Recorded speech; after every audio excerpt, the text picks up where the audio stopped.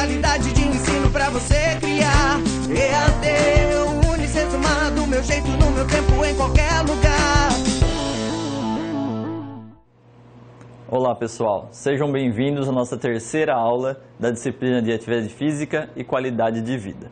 Eu sou o professor Bruno Smirmal e hoje a nossa aula é intitulada Atividade Física, Aptidão Física e suas relações com a saúde, conceitos e evidências.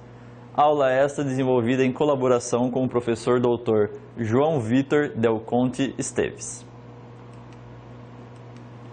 Os objetivos de aprendizagem dessa aula são os seguintes: compreender os conceitos de atividade física, exercício físico, aptidão física e suas relações com a saúde. Estudar a aptidão cardiorrespiratória e diferentes métodos para sua avaliação. Conceituar composição corporal e apresentar diferentes métodos para avaliá-la. Compreender os componentes da aptidão musculoesquelética e apresentar os métodos de avaliação, e estudar a flexibilidade, assim como avaliá-la também. Vamos lá? Começamos essa nossa aula com uma pergunta para vocês. Você sabe qual é a diferença entre atividade física e exercício físico? Vamos começar pela atividade física. Atividade física pode ser definida como qualquer movimento corporal produzido pelos músculos esqueléticos, que resulte em gasto energético acima dos níveis de repouso, sendo o gasto energético medido frequentemente em quilocalorias. Assim, muito importante, atividade física, qualquer movimento corporal acima dos níveis de repouso, ok? Temos então que atividade física é qualquer movimento. Movimentos no nosso trabalho, como andar no trabalho, dirigir, por exemplo, até o trabalho, ou como locomoção mesmo, né? Carregar algum peso. Qualquer movimento é considerado uma atividade física. Atividades da vida diária, como se vestir, tomar banho, comer, sentar, levantar, tudo isso é atividade física. Das atividades de lazer, como a prática de esportes, danças, caminhadas, ginásticas, também se enquadram como atividade física. Como a gente viu, qualquer movimento com gasto energético acima do repouso. Em contrapartida, temos o exercício físico, que tem uma definição um pouco diferente. Exercício físico, ele é uma subcategoria da atividade física e pode ser definido como uma forma de atividade física de forma planejada, estruturada e repetitiva, e que objetiva o desenvolvimento ou a manutenção da aptidão física. Então, exercício, ele é uma subcategoria da atividade física, planejada, estruturada e que tem um objetivo. É importante, então, a gente pensar que todo exercício físico é considerado uma atividade física, mas nem toda atividade física é considerada um exercício físico.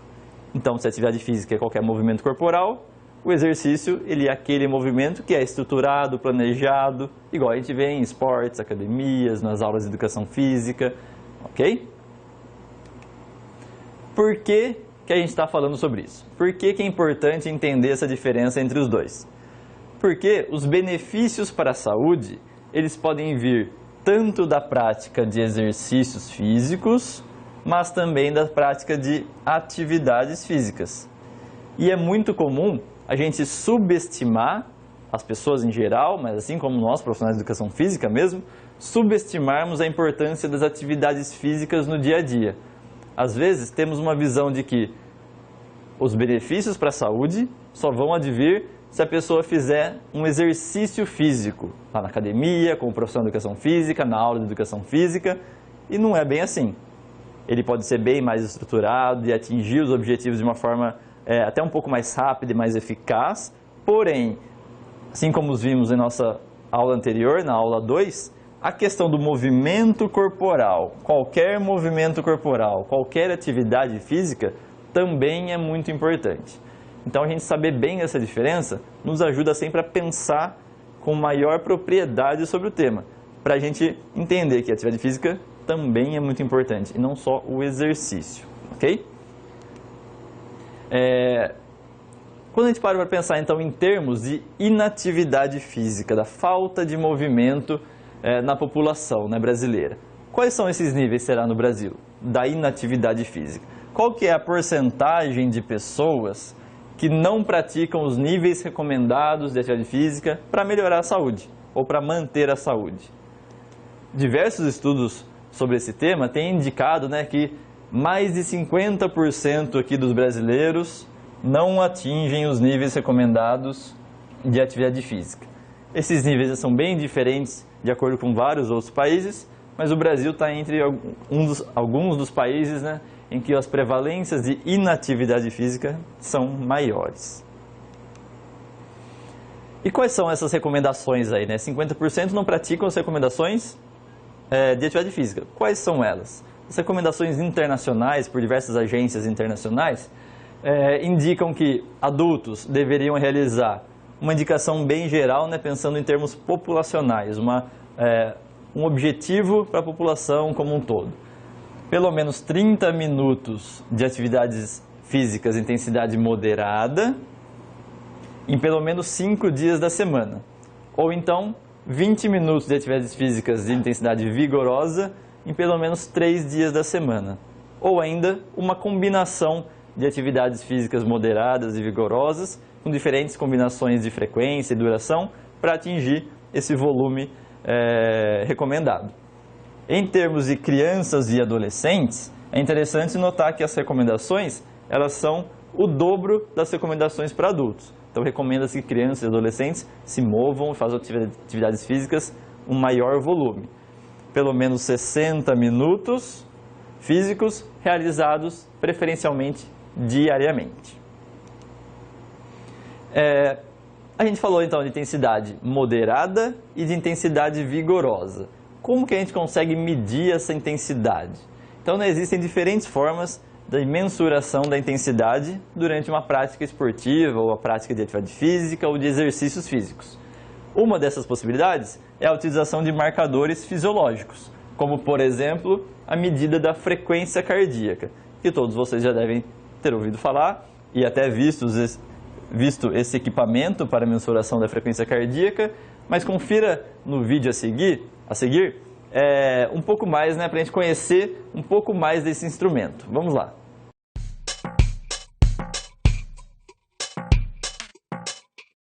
Um dos pontos fundamentais numa corrida é o controle dos batimentos cardíacos. É uma forma de saber como é que está o seu coração e de ter outras informações importantes para a sua saúde. Através de uma cinta como essa que eu estou usando, os batimentos cardíacos são medidos. O Henrique Ferreira é um especialista nesse tipo de aparelho. Henrique, eu coloquei sozinho. Tá certa a posição? Tá certo. Na altura do tórax. E o uso, é fácil? Como é que se usa? É bem simples. Colocou a cinta com o transmissor e inicia o treino. Vamos numa corrida? Vamos lá.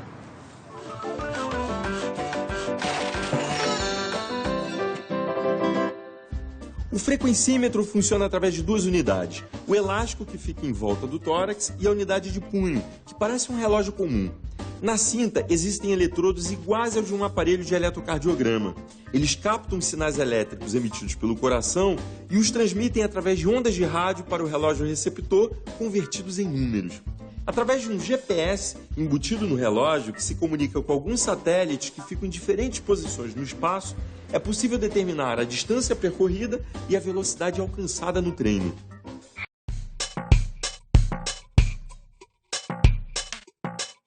Além da possibilidade do frequencímetro que a gente viu agora no vídeo, uma outra possibilidade de mensuração da frequência cardíaca é através do método de palpação, tanto da artéria carótida como da artéria radial. Dessa forma, conseguimos ver a quantidade de batimentos por minuto do nosso coração e mensurando, então, tanto na artéria carótida ou na artéria radial. Podemos duas ou mais opções, por exemplo, por mensuração por 15 segundos, multiplicação desse valor por 4, ou a mensuração por 20 segundos dos batimentos e a multiplicação por 3. Esse resultado, teremos então, né, a quantidade de batimentos por minuto do nosso coração, dando, né, a indicação também aí de frequência cardíaca, muito similar à utilização do frequencímetro. A diferença é que a gente não vai ter, né, o monitoramento constante desse marcador. Uma outra forma de medir agora a quantidade de atividade física interessante que pode ser utilizada são detectores mecânicos e eletrônicos de movimento, como pedômetros, tênis com contadores internos de passos, sensores eletrônicos de movimento, acelerômetros. Um dos mais famosos entre eles são os pedômetros, em que um exemplo, né, é esse equipamento aqui, que a gente pode colocar, por exemplo, na cintura, colocar no braço, no punho e seguir, né, acompanhar a quantidade de movimento de passos realizados ao longo de um dia. Com os avanços tecnológicos, diversos novos equipamentos, chamados de wearables ou vestíveis, têm sido lançados no mercado. Então, diferentes possibilidades, como pulseiras ou outros equipamentos, em que a gente pode vesti-los, daí o nome, e fazer esse monitoramento de atividade física ao longo de um dia, semanas e meses, para nós mesmos, com os nossos alunos, clientes e pacientes. Através da utilização de celulares, por exemplo, também há essa possibilidade bem interessante. Quase todos os celulares e smartphones atualmente têm esses pedômetros ou acelerômetros embutidos, em que a gente consegue quantificar a quantidade de passos e de movimento ao longo de um dia, o que pode ser bem interessante para a gente avaliar e ver o resultado das nossas intervenções para os nossos clientes, alunos e pacientes. Para entender, equipamentos cada vez mais sofisticados nos permitem quantificar essa atividade física das pessoas. Confira o vídeo a seguir para conhecer um pouquinho mais sobre eles.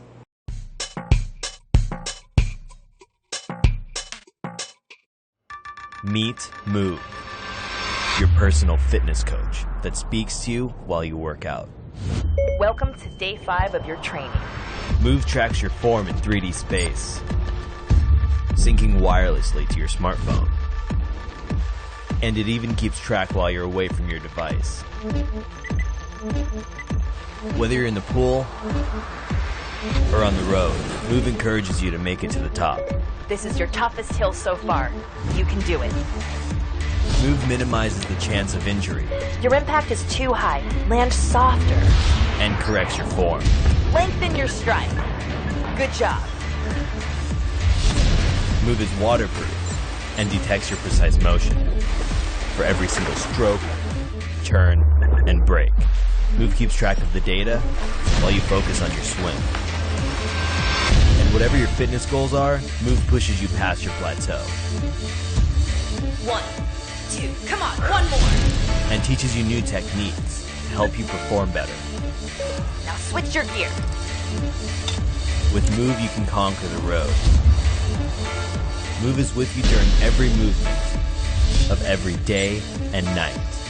You compete and connect across all sports and improve your performance step by step. Move, your personal fitness coach.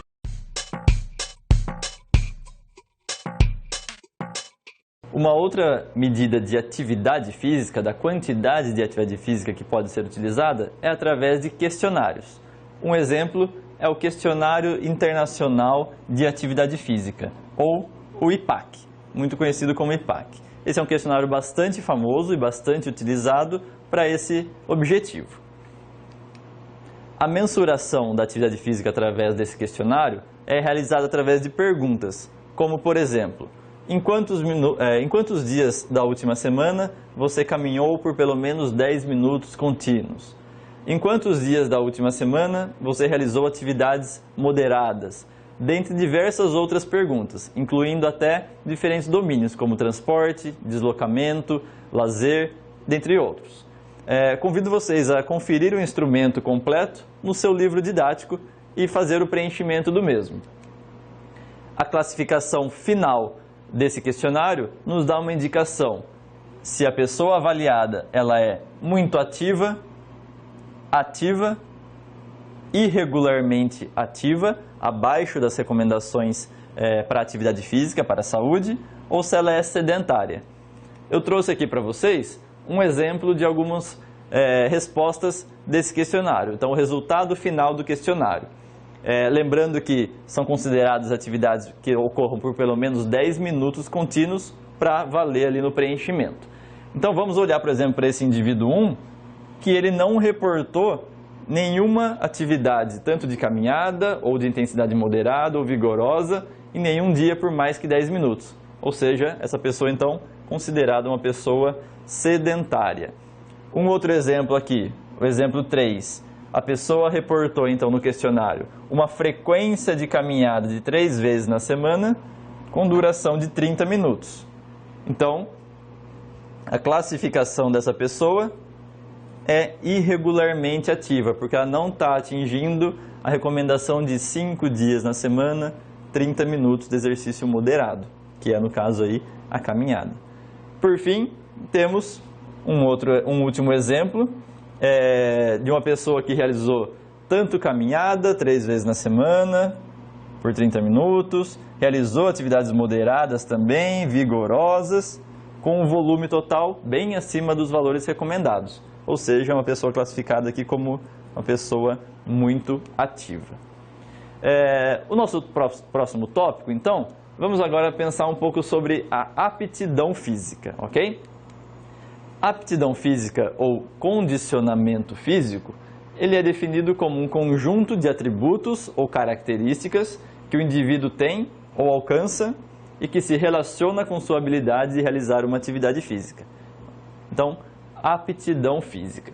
Podemos pensar nos componentes da aptidão física geral relacionadas ao desempenho e relacionadas à saúde. As relacionadas ao desempenho, algumas delas são, então, as principais, né? Agilidade, equilíbrio, coordenação, velocidade, potência, tempo de reação, componentes da aptidão física. Os componentes relacionados à saúde, que é o que vamos ver nessa aula de hoje, são aptidão cardiorrespiratória, composição corporal, aptidão músculo-esquelética, tanto em termos de força muscular como de resistência muscular, e flexibilidade. Começando então pela aptidão cardiorrespiratória, um dos componentes aí da aptidão física. A aptidão cardiorrespiratória ou aeróbia, ela pode ser definida como a capacidade de realizar um exercício físico de intensidade moderada a alta, de natureza dinâmica e com a participação de grandes grupos musculares por períodos prolongados, ok? Ela é determinada, então a capacidade cardiorrespiratória, determinada pelo consumo máximo de oxigênio. Um termo que estou apresentando aqui para vocês, mas que com certeza em outras disciplinas, como fisiologia do exercício e algumas outras, vocês vão estudar bastante esse termo. Esse consumo máximo de oxigênio, que determina então a nossa capacidade cardiorrespiratória, ele pode ser definido como um índice da capacidade funcional, ou seja, da capacidade do nosso organismo em captar, transportar e utilizar o oxigênio para a produção de energia para todas as atividades que nós realizamos. O consumo máximo de oxigênio, então, um ótimo índice de aptidão cardiorrespiratória, ele pode ser determinado de maneira direta ou de maneira indireta. Vamos ver o que é isso. Confira no vídeo a seguir um exemplo de teste para determinação do VO2, então do consumo máximo de oxigênio, de maneira direta.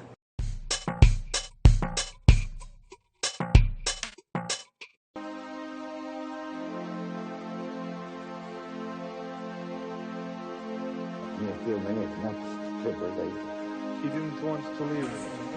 He was supposed to go. I can't leave my daddy alone, he said.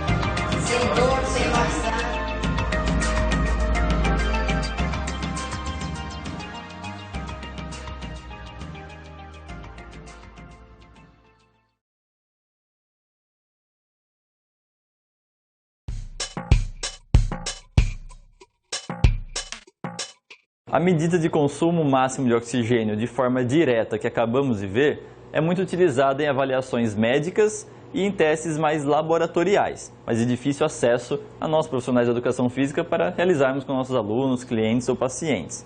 Porém, é possível realizar medidas indiretas também do consumo máximo de oxigênio, para estimarmos então a capacidade cardiorrespiratória, através de testes de campo, que são bem mais fáceis e acessíveis de serem realizados.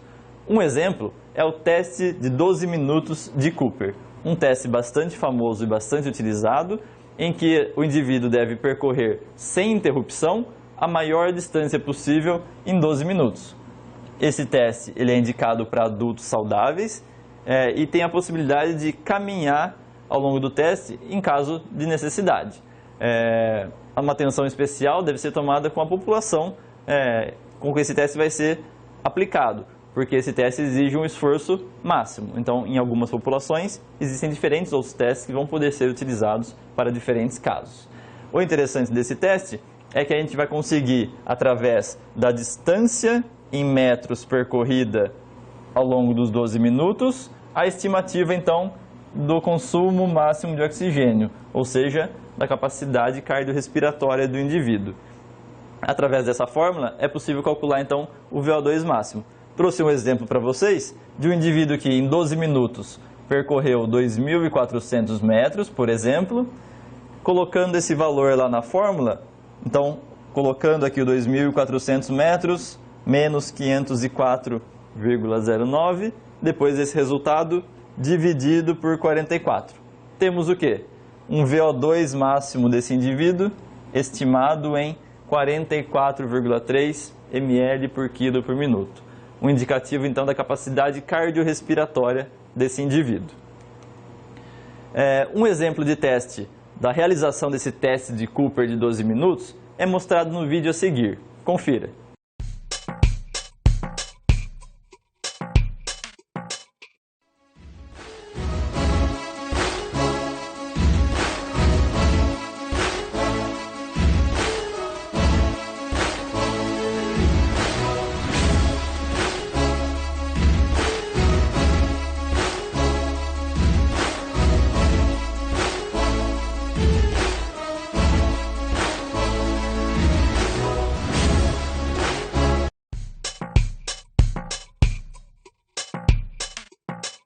O nosso próximo componente é a composição corporal.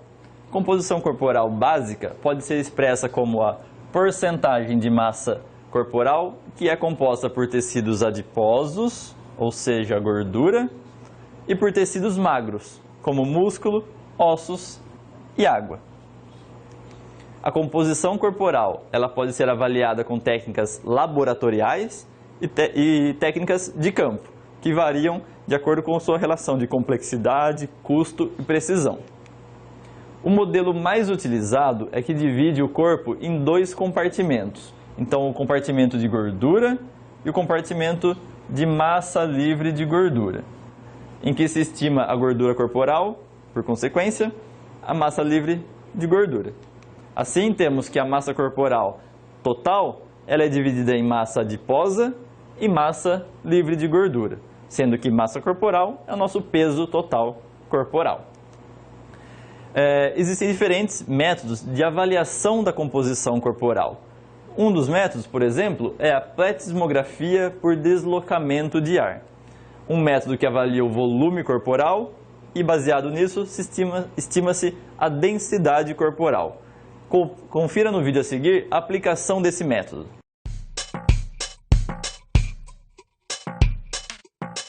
Vou falar sobre a avaliação da composição corporal e vou mostrar para vocês um aparelho novo chamado BodyPod.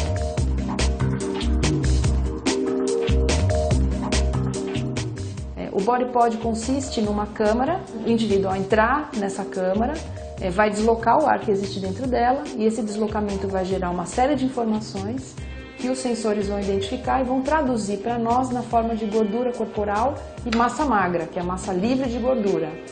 Nós usamos esse BodyPod porque ele é um dos métodos mais exatos, mais precisos para se medir a gordura corporal do indivíduo. Então é uma avaliação bastante interessante que vocês vão ter a oportunidade de ver em poucos lugares aqui no Brasil, que nós vamos mostrar para vocês a partir de agora. Essa avaliação consiste primeiro de uma pesagem numa balança e depois da avaliação em si dentro da câmara que nós vamos ver. Depois de pesado, o aparelho já pede para que ele entre lá, fique sentado, enquanto isso o aparelho vai usando seus sensores para medir o deslocamento de ar que o corpo do Leonardo faz dentro dessa câmara. O programa vai me dando os passo a passo e aí ele vai passando 2 ou 3 vezes o mesmo protocolo até o momento que ele considera que o teste ficou bom. Então esses aqui são seus dados, 10,9% de gordura, considerado magro e um nível de gordura que é adequado para a saúde e para a longevidade também. Muito bem, Leonardo, continue assim.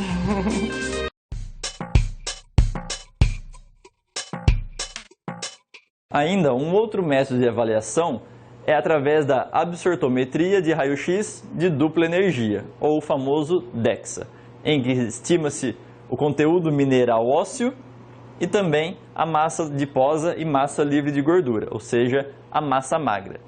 Veja como é realizada essa avaliação no seguinte vídeo.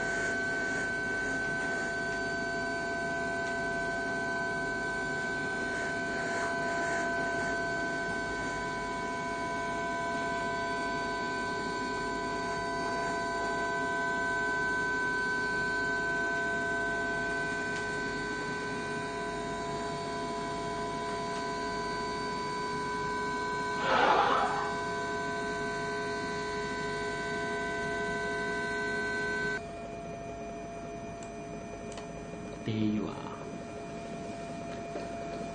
This is Yukon. Yeah.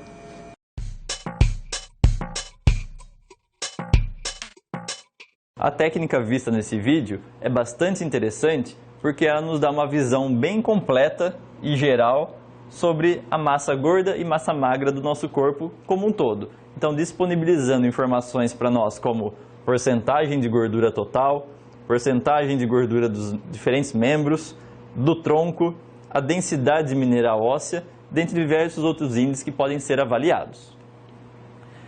E por fim, temos os métodos de campo. Esses sim, muito mais aplicáveis a nós, no nosso dia a dia, da nossa atuação profissional, que pode ser realizado de uma forma muito mais fácil e com baixo custo. O principal é a espessura das dobras cutâneas, que todos vocês já devem ter ouvido falar.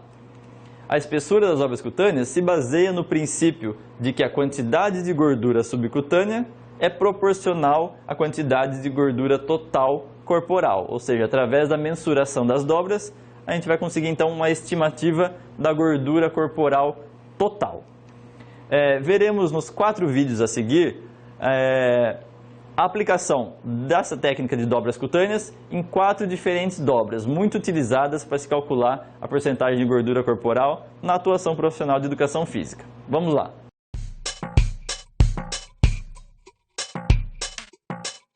Isso, um pouquinho de costas. Já está aqui demarcado a dobra cutânea subescapular. Lembrando que a dobra cutânea subescapular ela é medida no sentido oblíquo, então eu já demarquei anteriormente nesse sentido. Um cuidado específico que deve ser feito é cuidar para não colocar o dedo indicador e polegar, que são os dedos onde eu vou formar a dobra cutânea. Polegar e indicador eu formo a dobra cutânea. Não formar essa dobra cutânea, colocar o dedo indicador e polegar exatamente na intersecção das duas linhas. Não colocar aqui. Por quê? Se eu colocar o dedo polegar e indicador na intersecção das duas linhas, no momento de eu posicionar o adipômetro para fazer a medida, ele acaba ficando fora do ponto, abaixo do ponto ideal. Então como é que funciona? A partir do ponto de intersecção das duas linhas, onde efetivamente eu tenho que colocar a haste de medida do adipômetro, eu vou pinçar a dobra cutânea 1 centímetro, 1,5 centímetros acima do ponto ideal. Pincei a dobra, destaco a dobra, então eu retiro ela, tento puxar um pouquinho, destaco a dobra. Aí sim, eu coloco o adipômetro e faço a medida da dobra. Então, esse é um ponto importante, 1 centímetro, 1,5 centímetros acima. A abertura que eu tenho que dar dos dedos depende do tamanho da dobra, então essa dobra aqui, se eu fizer uma abertura muito grande, eu acabo pegando músculo e não formo uma dobra adequadamente, então a abertura é um pouco menor. Feita 1 centímetro, 1,5 centímetros acima, formo a dobra, destaco a dobra e aí sim, na intersecção das duas linhas, eu posiciono a haste do adipômetro para fazer a leitura.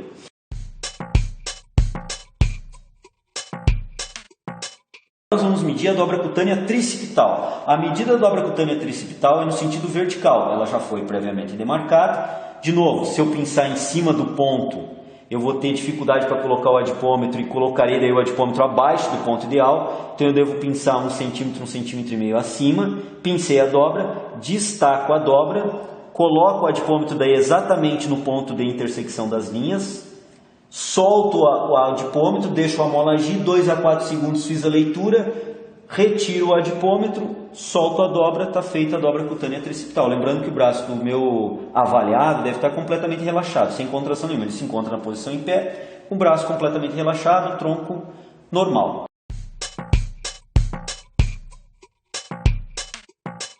Feito isso, nós vamos agora para a dobra cutânea suprailíaca. Aqui eu vou pedir para o Jefferson girar um pouquinho, colocar o braço na frente. Cuidar um detalhe aqui para não colocar o braço muito na frente, que pode deformar um pouquinho a dobra, levando o tecido gordo dele epitelial para o lado. Então, ó, desloca a dobra do ponto ideal, então o braço não pode ir muito para o lado. Um pouco para o lado para liberar o ponto de medida.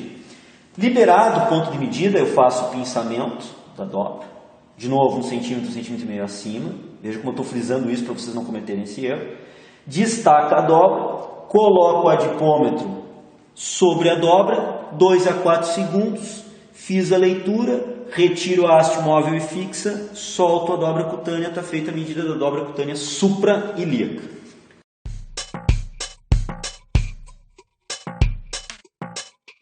E a última dobra cutânea que está faltando é da panturrilha medial. Vou pedir para o Jefferson mais uma vez sentar, porque essa medida é feita, é a única medida de dobra cutânea que o indivíduo se encontra em uma posição diferente da posição em pé. A dobra já se encontra previamente demarcada e dessa forma eu vou me posicionar para que eu possa fazer a medida da dobra cutânea. Eu vou posicionar aqui, formar a dobra, vou colocar o adipômetro. Cuidar para não pegar tecido muscular, né? Por isso a sensibilidade em pegar só a dobra cutânea é importante. Solto a haste móvel do adipômetro, deixo agir 2 a 4 segundos, fiz a leitura, pressiono a haste móvel, libero o adipômetro, solto a dobra cutânea, está feita a medida da dobra cutânea da panturrilha medial.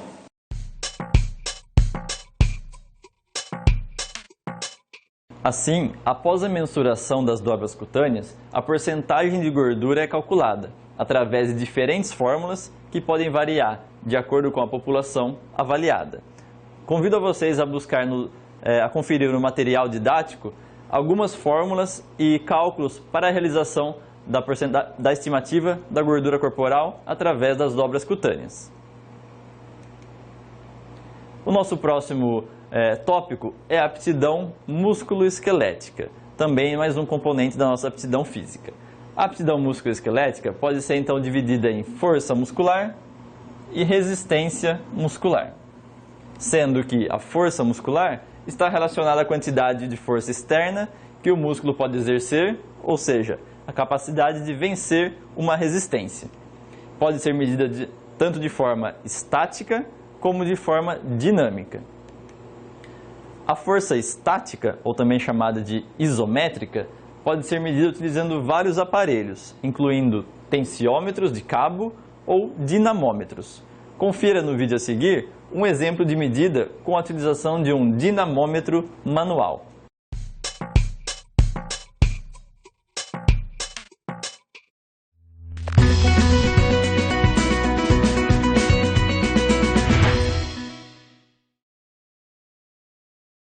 The hand grip strength test measures the maximum isometric strength of the hand and forearm muscles to provide a general measure of overall arm strength.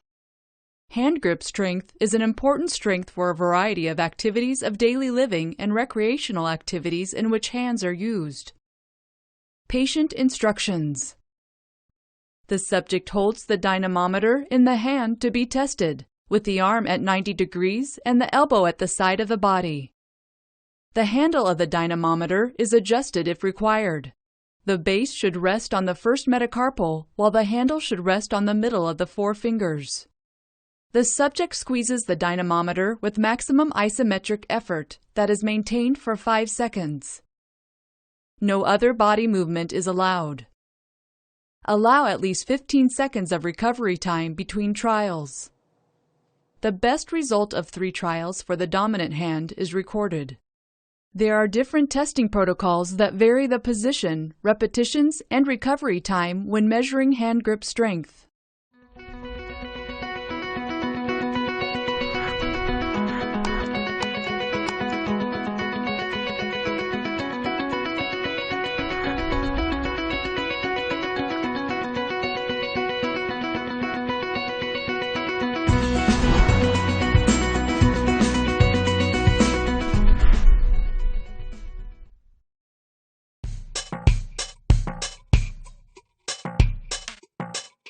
Já a força dinâmica é tradicionalmente realizada através de um teste de uma repetição máxima, ou o famoso 1RM, que é a maior resistência, né, ou o peso máximo levantado e uma repetição completa do movimento, sendo o valor de força dessa uma repetição máxima obtida por tentativa e erro até que se possa atingir esse valor máximo. Um exemplo desse tipo de teste é demonstrado no vídeo a seguir.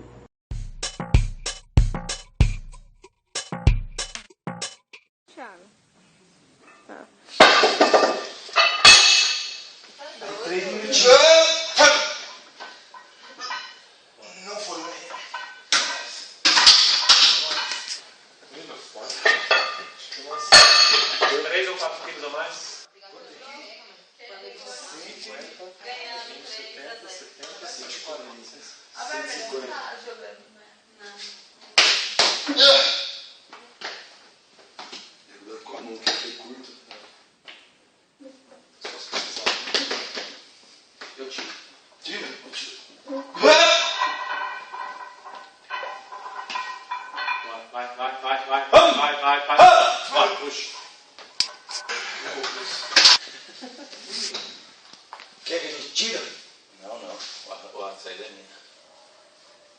É aquela coisa de ritual, né? Tem, tudo que é tua programação, né?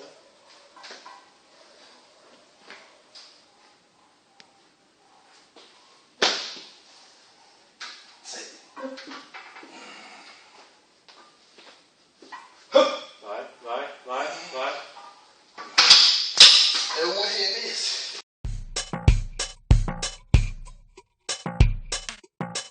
O outro componente, a resistência muscular, é a capacidade de um músculo ou grupo muscular executar ações repetidas ao longo de um período suficiente para causar a fadiga, ou manter um percentual específico de um RM por um período prolongado.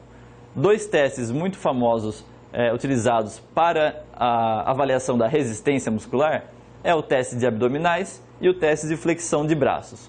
Confira a realização desses testes nos 2 vídeos a seguir.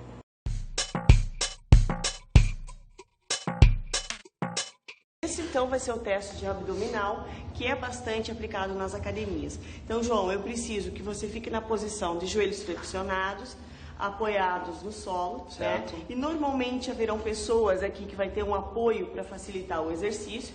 E aí eu vou precisar que você fique na posicionamento com os braços, o antebraços cruzados, tocando no seu ombro. Esse é um protocolo de execução, certo, Ana? Esse é um protocolo de execução que é muito importante que ele seja sempre seguido, porque sempre haverão situações que nós vamos comparar você com você em outra situação de teste e também com outras pessoas. Então é importante existir esse protocolo e ele ser seguido, ok? Certo.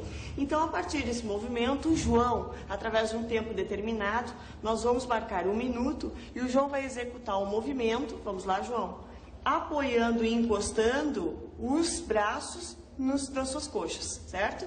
E vai fazer isso de uma forma rápida e seguida. Para isso eu vou facilitar o movimento segurando aqui. Essa é a execução do teste. Então, essa é a execução do teste. Subo, toco os cotovelos na coxa, volto a descer e durante 1 minuto eu fico executando esse movimento para ver a resistência do meu músculo abdominal. E cada vez que você subir e tocar, eu faço a contagem do seu número de repetição. Certo. Se você não tocar, não vai ser válido essa repetição. Certo. Ok? Então, em 1 minuto, nós vamos ver qual é o grau de resistência do meu abdômen durante a execução do reto abdominal, né? Ok. Segura. Então, através desse teste, a gente consegue verificar e prescrever para essa pessoa que vai começar o exercício físico ou dar continuidade, para ver os seus ganhos, ou então, para começar, para ver como o professor de educação física vai conseguir dosar essa carga de treinamento em relação aos números de repetições e séries.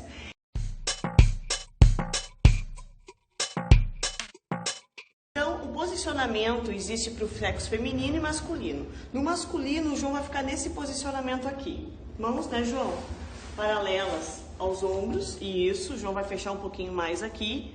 E aí, na mesma abertura, e aí o João vai padronizar o alinhamento aqui, ó, da coluna vertebral dele. E esse alinhamento, quando ele for fazer a execução, vamos lá, ele vai procurar tocar o peito no solo. E assim, isto contando, vou começar a contar o número de repetições. Este teste com a diferenciação, o João vai fazer até a fadiga, até ele conseguir executar um número X. Quando ele cansar, nós vamos parar e vamos ter um número de repetições. João, vamos agora posicionar o corpo para as mulheres? Certo. As mulheres vai ter esse deslizamento que elas vão tocar os joelhos no solo, deixar tocados, apoiados para facilitar a sobrecarga e vou executar da mesma forma com apoio sobre o solo, tocando o peito. Isso aí.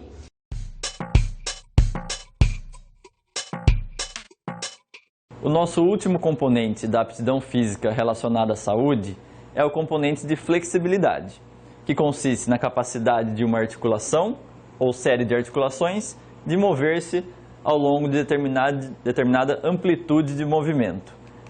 É importante a gente lembrar que a flexibilidade depende de uma série de variáveis e é altamente específica para cada articulação. Depende de fatores morfológicos, como a geometria e a cápsula articular, ligamentos, tendões e músculos que envolvem essa articulação. Dentre os testes de campo capazes de serem realizados para avaliação da flexibilidade, destaca-se o teste de sentar e alcançar, cujo objetivo é avaliar a flexibilidade lombar, flexibilidade de quadril, dos músculos posteriores da coxa e de membros inferiores. Você conhece o teste de sentar e alcançar? Confira no vídeo a seguir.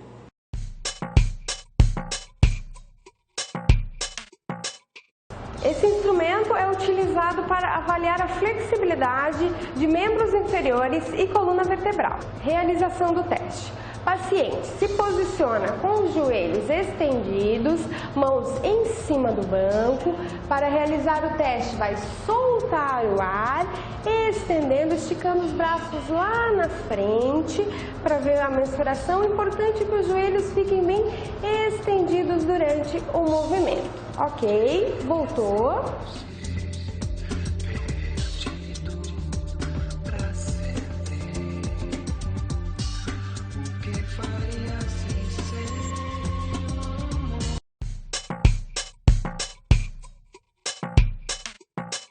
Assim, chegamos ao fim da nossa aula.